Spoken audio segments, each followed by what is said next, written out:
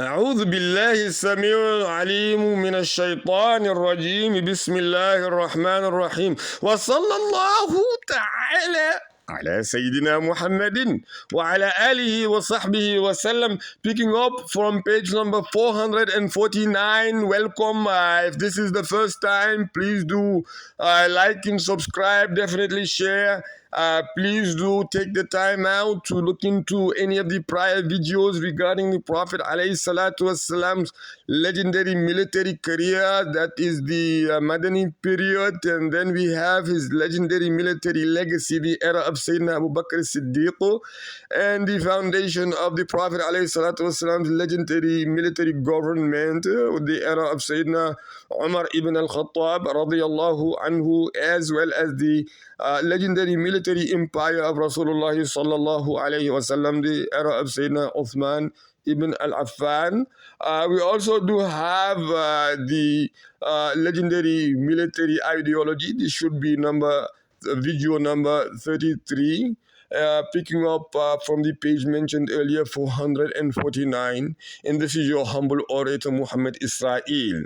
We also do have the Prophets alayhimus salatu wassalam's legendary stories, as that is also coinciding with the 30th or the 33rd video, excuse me.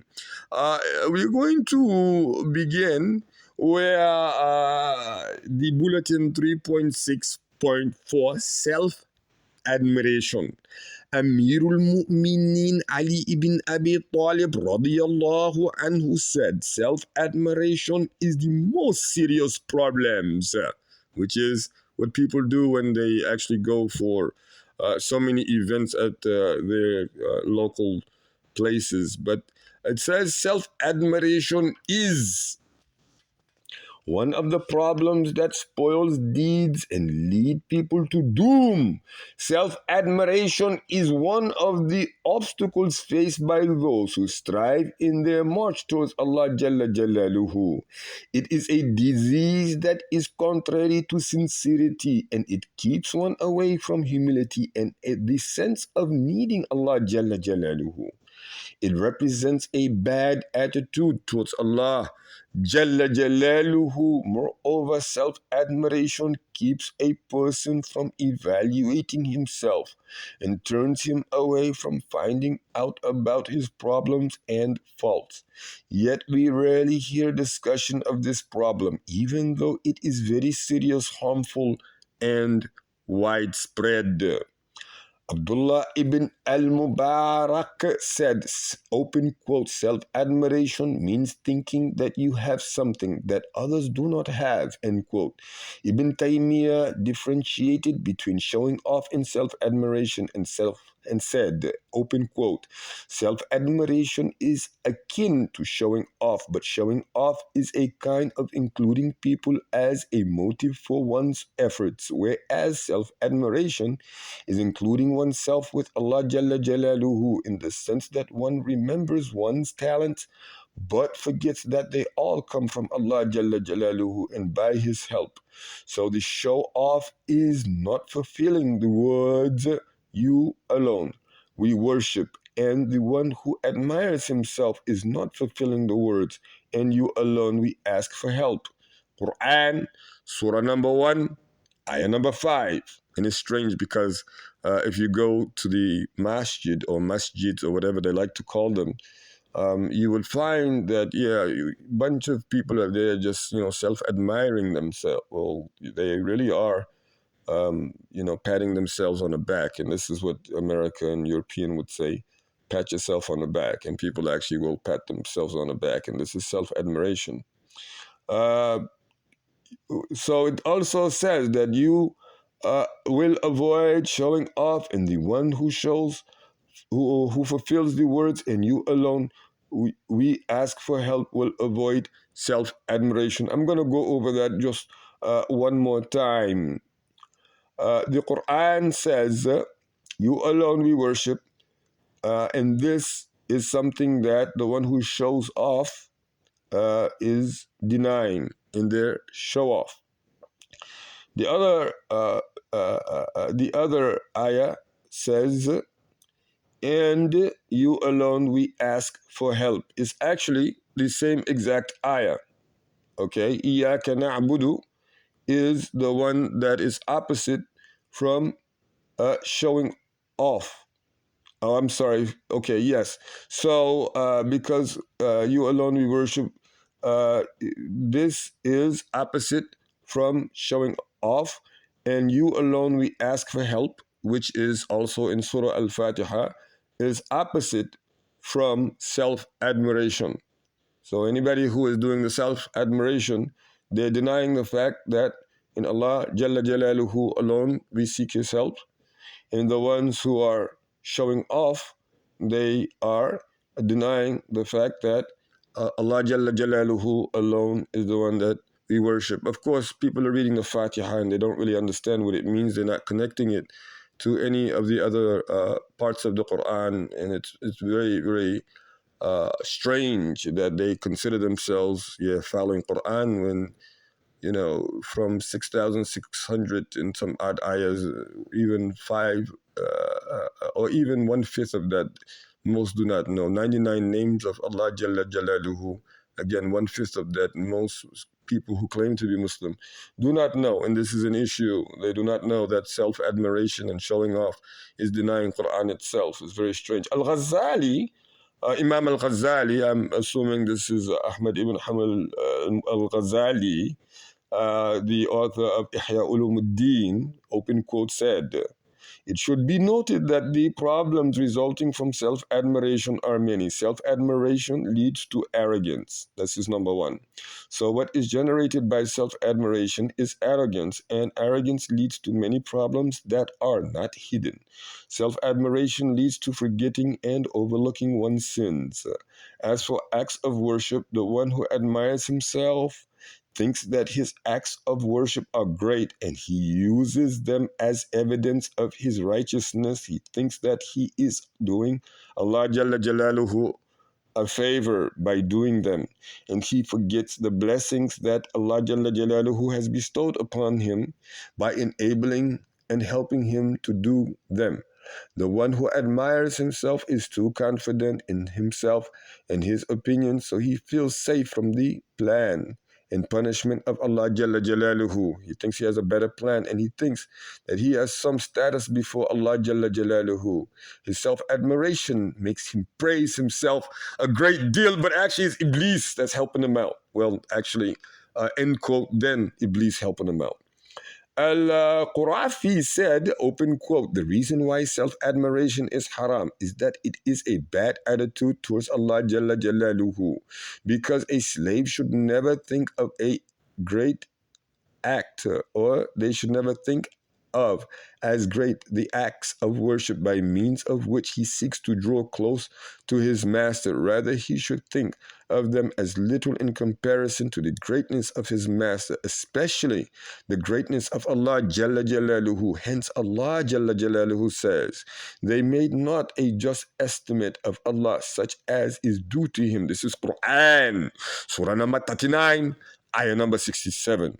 This means that they did not venerate him as he deserves to be venerated. Whoever develops self-admiration and admires his worship is doomed before his Lord, who is aware of him. He has exposed himself to the wrath and anger of Allah Jalla Jalaluhu, like the people who keep, end quote, like the people who keep building these, $1 million establishments while they know that they're destitute, walking right, 20 or 30 minutes away, and they keep building them. This is what we're talking about, because they want to keep saying that, our body of administrators did such a great job in the building, and see the addition that has been added on, and we intend on adding other additions. And of course, alhamdulillah, this, mashallah, that. But the reality is they're still doing self-admiration. They're throwing in sprinkle here, sprinkle there, but that's not the way that, obviously, Amirul Mu'mineen says for it to be, and the scholars, obviously, who came in the earlier generations. It may be said that self-admiration results from two things. A, ignorance of the rights of Allah Jalla Jalaluhu, which is a very big one. People do not know Allah. They do not know the character of Allah because they've been taking sayings from outside the Quran. Okay, people have been taking sayings for decades outside of the Quran about Allah subhanahu wa ta'ala, that Allah ta'ala never gave the right to anyone to say those things. And they're Muslim, people claim to be Muslims, and they're following non-Muslims in their sayings, when non-Muslims who follow other than the Quran are following Iblis and you're following them, so you also are following, is unacceptable. That's why we say the allies of the Iblis. You have, you have a Quran guidance from Allah, but you put it aside to follow non-Muslims. So you're following that in which Iblis encourages, not making a just estimate of Allah Jalla Jalaluhu. So ignorance of Allah, not giving Allah Jalla Jalaluhu his due rights, such as is due to him, lack of knowledge of the names and attributes of Allah Jalla Jalaluhu, absolutely, as mentioned earlier, and not worshipping Allah Jalla Jalaluhu on the basis of proper understanding his name and attributes. Again, 99 names of Allah, people do not know one-fifth. 6,666. You do the math on one-fifth of that. Majority of those who say, 99% of those who say they submit to Allah, they are Muslim, they do not know that much of the Quran. We do not know how to place the application of the Quran in this environment, in this atmosphere today, citing that we are so outnumbered and we are so overpowered, when Allah Ta'ala tells us that we are not supposed to be fearful of anyone other than Him, not to rely on anyone other than Him, not to count on anyone other than Him. People put that aside and following these, I don't even know how to term them. Who are these people who do not call upon an Islam of unity? It's like, all of these big titles, big faces, they establish universities, they have conferences here and there, they have social media following and all these things.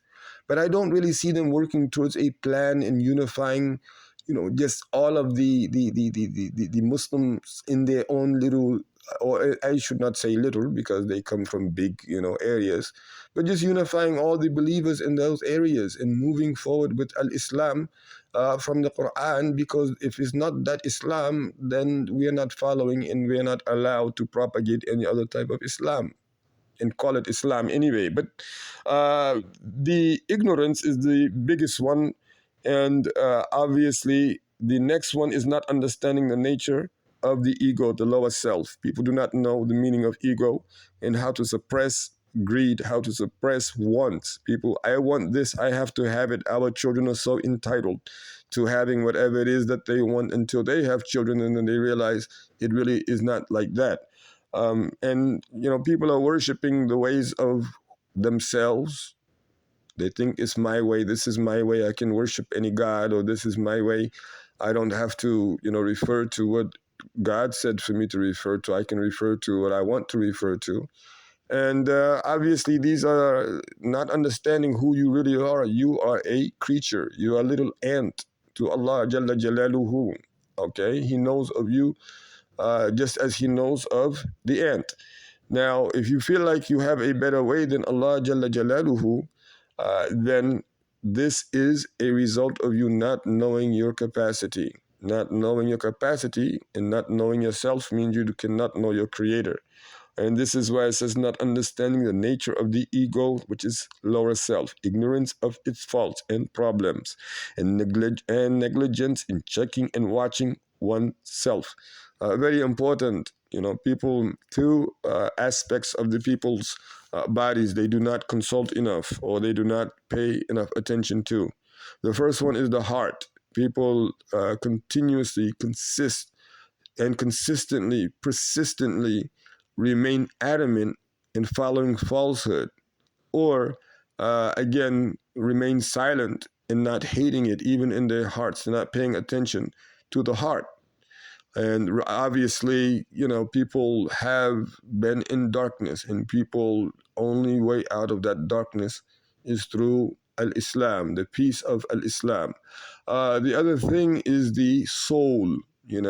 Ask yourself today, how many times have I spoken to my soul in my entire life? Soul exists. Your soul, everybody knows that soul is there. But because you do not have, or you considering, what Allah said to be second to what you and your Iblisi allies, or those whom you're here listening to, affiliated with them, because of that, you do not realize that the soul is there.